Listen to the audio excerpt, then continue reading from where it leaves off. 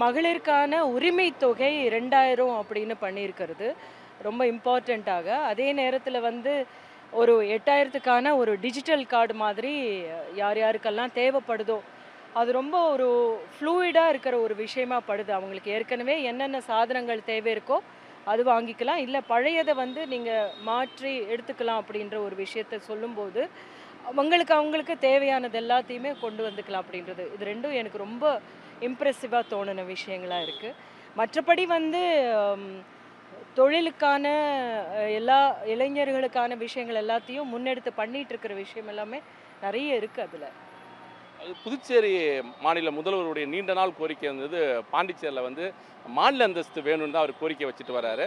கடந்த சில நாட்களுக்கு முன்பு கூட புதுச்சேரிக்கு வந்த பிரதமர் மோடியுடைய மேடையில் நேரடியாகவே வலியுறுத்தினார். அதுக்கு வந்து பிரதமர் மோடி அவர்கள் எந்தவித பதிலும் சொல்லலை. நேற்று கூட ரோட் ஷோ நிகழ்ச்சி நடந்துச்சு. அதுவும் மாநில அந்தஸ்து குறித்து எந்த ஒரு கோரிக்கையும் சொல்லலை. இதை நீங்கள் எப்படி பார்க்குறீங்க? அது கொடுக்குறோம் அப்படின்னு சொல்லி தானே ஆட்சிக்கு வந்துட்டு இது வரைக்கும் அது செயல்படுத்த முடியல அப்படின்றது தானே. இதுக்குள்ளே இன்னொரு தேர்தல் வந்துருச்சு.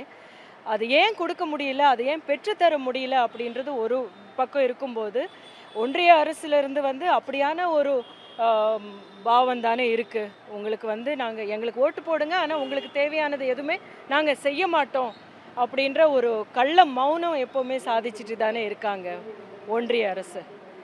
நிதி கொடுக்கறது கிடையாது, மாநில அந்தஸ்து கொடுக்கறது கிடையாது, இந்த மாதிரி விஷயங்கள். புதுச்சேரியில் சிபிஎம் வந்து தனிச்சு போட்டிடுறாங்க. அந்த சிபிஎம் சார்பில் வந்து ஒரு தேர்தல் அறிக்கை வெளியிட்டிருக்காங்க. தேர்தல் அறிக்கைன்றது ரொம்ப வித்தியாசமாக தான் இருக்குது. அது புதுச்சேரியில் வந்து 50% மக்கள் வந்து வாடகை வீட்டில் தான் இருக்கிறாங்க. அவங்களுக்கு வந்து வீட்டு வாடகைக்கான மானியம் கொடுக்கணும். அதுமாதிரி படித்து முடித்த இளைஞரெல்லாம் வந்து வெளியே போயிருக்காங்க. அவங்க உள்ளூர்லேயே வேலை செய்யணும், அதனால் ஐடி பார்க்கெலாம் கொண்டு வரணும். ஒரு வித்தியாசமான 2 அறிக்கை வந்து மக்கள்கிட்ட வந்து போய் சேர்ந்துருக்கு. அந்த வீட்டு வாடகை மானியம் வந்து எப்படி வந்து உங்கள் தேர்தல் அறிக்கையில் தோணுச்சு? அது ரொம்ப ரொம்ப முக்கியமான ஒரு விஷயமா எனக்கு படுது. இங்கேருந்து நாங்கள் கற்றுக்கலாம் அப்படின்னு நான் நினைக்கிறேன்.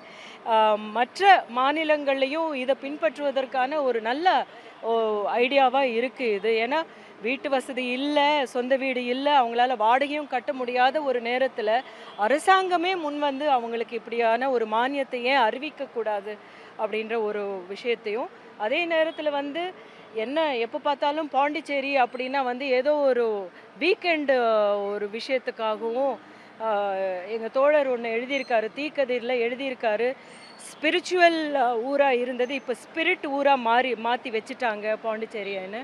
அப்படி கிடையாது. இங்கே இருக்கிற மக்களை எனக்கு நல்லா தெரியும். அவங்களும் படித்து முன்னேறணும், நல்லபடியாக வாழணும் அப்படின்னு நினைக்கிற பேர் நிறைய பேர் எனக்கு தெரியும்.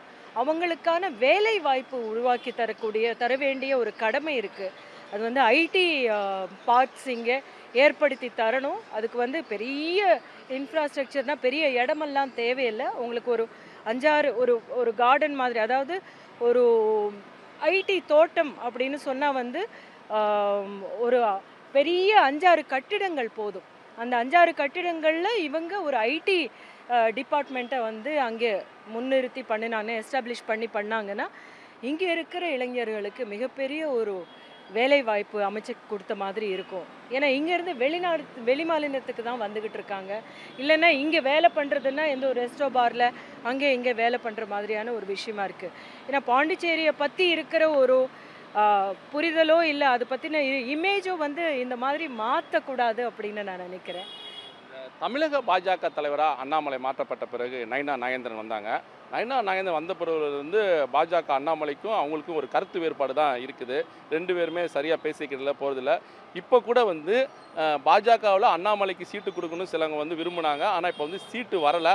அதனால் நான் வந்து தேர்தல் பரப்புரையில் பங்கேற்க போகிறேன்னு சொல்லிட்டு அதிக நாள் பாண்டிச்சேரியில் தான் அவர் இருக்கிறார். அவங்களுக்குள்ள இருக்கிற பிரச்சனை, அந்த பிரச்சனைக்கு நான் என்ன பதில் சொல்லுவது? அது எப்போவுமே வந்து மக்களுக்காக வேலை பண்ணாமல் இருக்கிறதுக்கு என்னென்னலாம் பண்ண முடியுமோ அது பண்ணிட்டு இருக்காங்கன்னு தான் தோணுது எனக்கு. மக்களுக்கான வேலை என்ன, மக்களுக்கு என்ன தேவை இருக்குது, அதை எல்லாத்தையும் நம்ம சரி செய்கிறோமா இல்லையா, அதுக்கான தீர்வுகள் என்ன அப்படின்றத பற்றி ஏதாவது கருத்து வேறுபாடுகள் இருந்ததுன்னா அதை பற்றி நம்ம வந்து ஏதாவது சொல்லலாம். இல்லை எனக்கு கிடைக்கல உங்களுக்கு கிடைக்கல அப்படின்றதெல்லாம்